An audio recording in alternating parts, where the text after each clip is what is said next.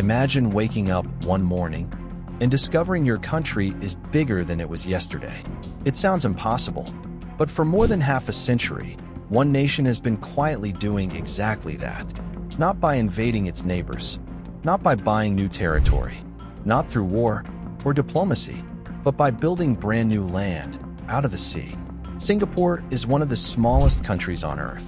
Yet since gaining independence in 1965, it has expanded its territory by nearly 25%. An island that once measured just 581 square kilometers now covers more than 730 square kilometers. That's over 150 square kilometers of entirely new land.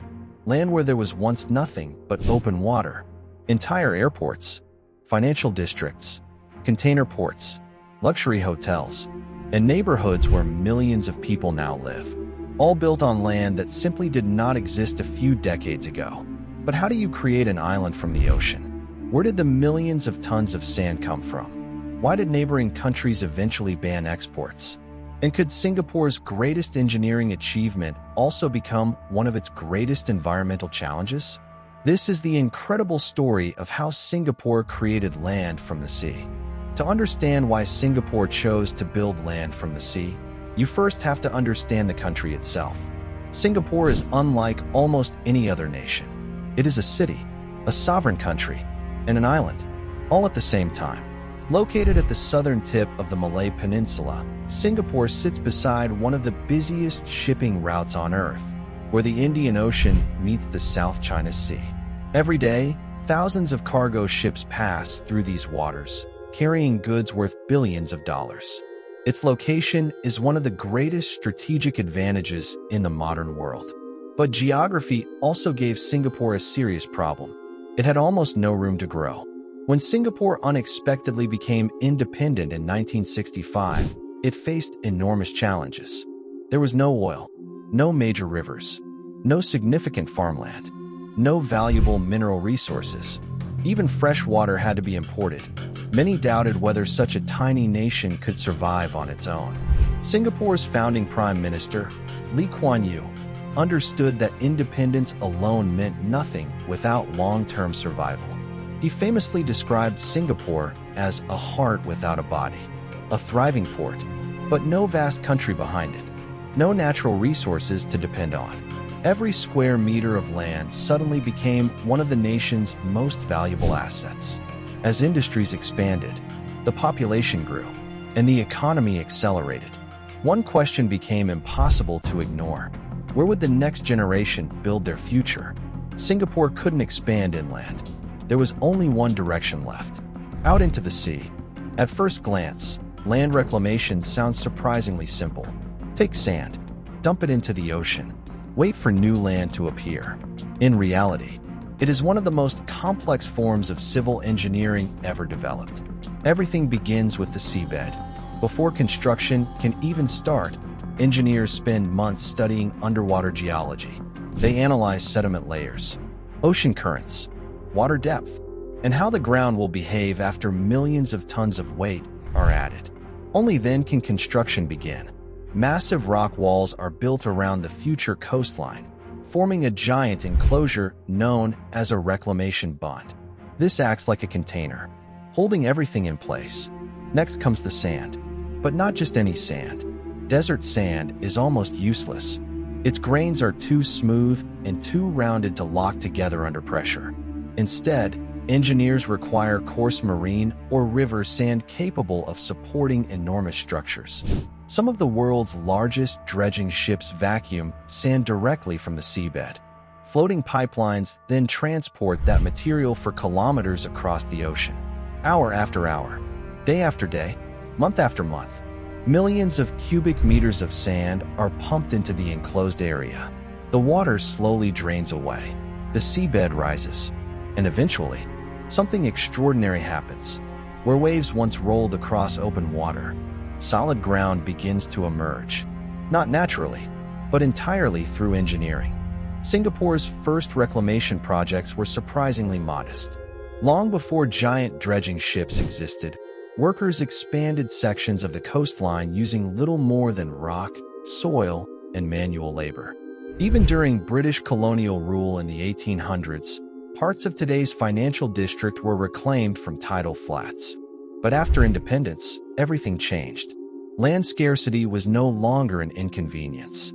It became a national security issue. The government launched one of the most ambitious land reclamation programs ever attempted. One of the earliest flagship projects was the East Coast Reclamation Scheme. Before the late 1960s, much of today's East Coast Park simply didn't exist. It was open sea.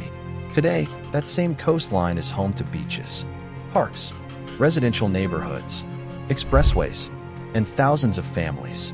Then came an even more ambitious challenge: building an entirely new international airport. Instead of searching for empty land, Singapore simply created it. Changi Airport, now consistently ranked among the world's best airports, stands almost entirely on reclaimed land. Millions of passengers walk through its terminals every year, rarely realizing they're standing on ground that was once underwater. And this was only the beginning. Singapore wasn't just extending its coastline, it was redesigning its future, one engineered shoreline at a time. But here's the part of the story that most people never hear. Building new land doesn't just require engineering. It requires an unimaginable amount of sand. And Singapore needed more sand than almost any country in modern history. To expand its territory by more than 150 square kilometers, Singapore imported hundreds of millions of tons of sand over several decades. At its peak, the country was consuming nearly 50 million tons of sand every year.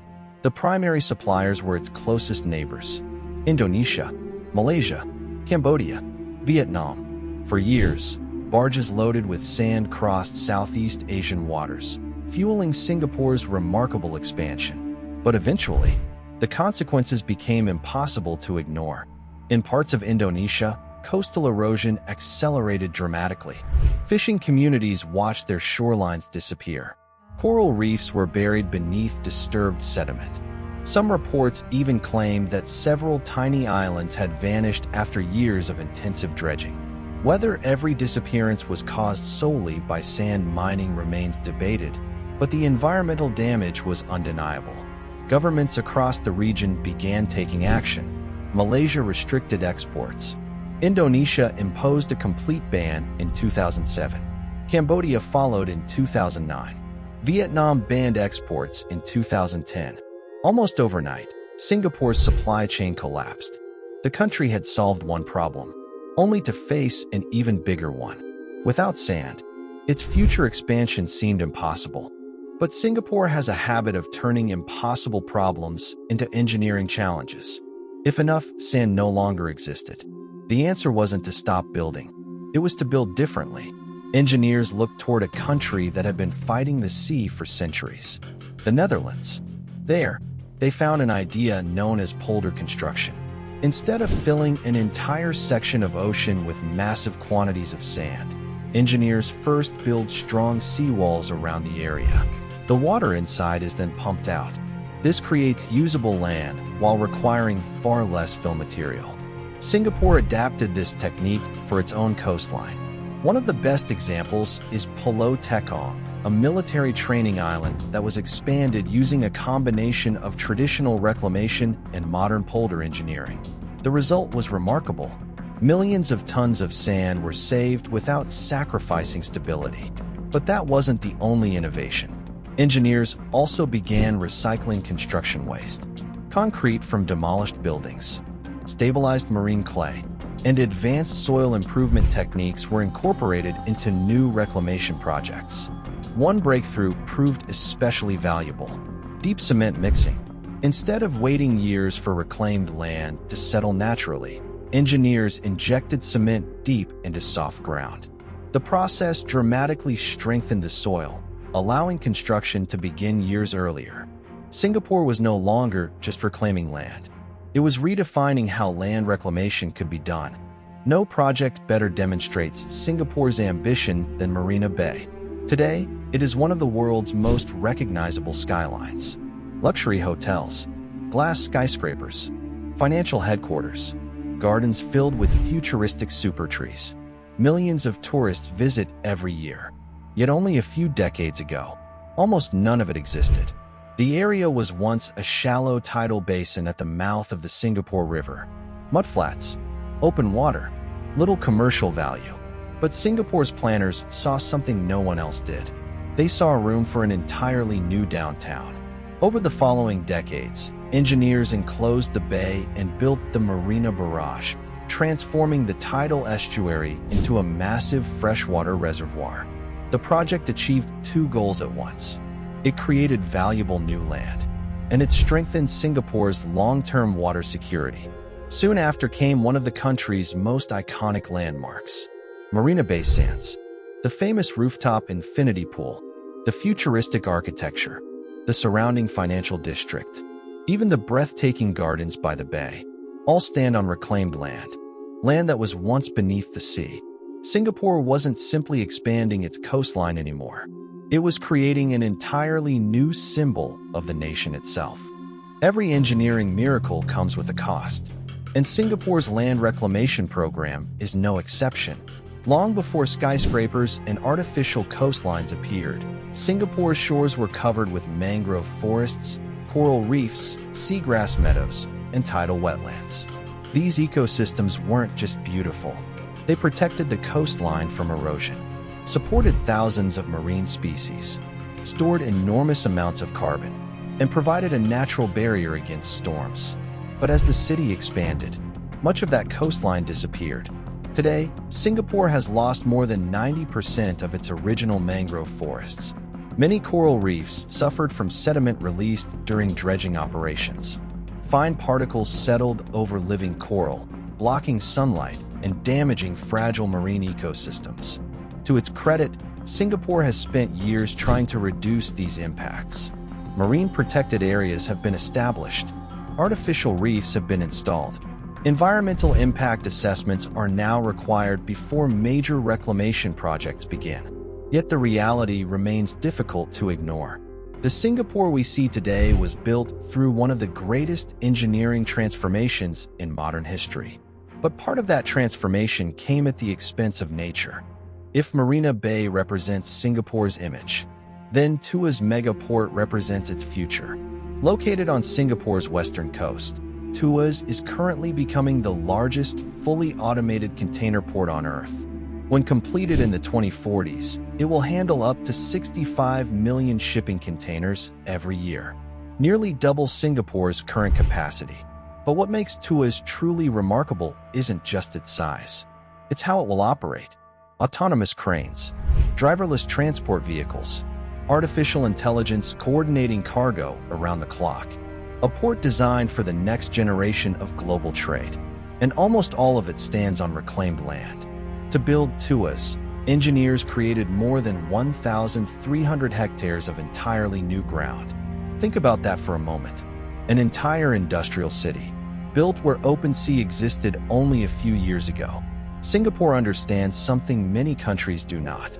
Its future depends on remaining one of the world's most important trading hubs. And rather than waiting for the future, it is building it today. But the ocean that helped create Singapore's future could also threaten it. Climate change is causing global sea levels to rise. For most countries, that's a serious concern. For Singapore, it's an existential one. Much of its reclaimed land sits only a few meters above sea level. Areas that were carefully engineered over decades could face increasing flood risks in the century ahead. Singapore isn't waiting for disaster. The government has already committed 100 billion Singapore dollars to long-term coastal protection. Future reclamation projects are being built at higher elevations. Sea walls are being redesigned, flood barriers strengthened, drainage systems upgraded. Once again, Singapore is doing what it has always done, preparing decades before the crisis arrives. Look at a satellite image of Singapore today. At first glance, it appears to be just another island. But compare it with a map from the 1960s, and something immediately stands out. The coastline no longer looks natural. Perfectly straight shorelines, sharp geometric edges, entire districts extending into the sea. None of them existed when Singapore became independent. Every one of those coastlines was built by human hands. Singapore had no oil, no vast countryside, No mountains filled with minerals. No endless supply of natural resources. What it did have was vision, discipline, and the belief that engineering could overcome geography itself. When the country ran out of land, it didn't accept its limitations. It changed the map, literally. Over the past half-century, Singapore has transformed open water into airports, ports, business districts, parks, homes, and opportunities for millions of people. Few nations have reshaped their own geography on such an extraordinary scale. Singapore didn't simply build on the sea. It proved that sometimes the greatest natural resource isn't what's beneath your feet. It's the determination to create what isn't there. If you enjoyed this documentary, don't forget to subscribe to Echoes of Power for more stories about the world's greatest engineering marvels, mega projects, history, and the incredible ideas that change civilization. Because sometimes, the most extraordinary places on Earth are the ones humanity built itself.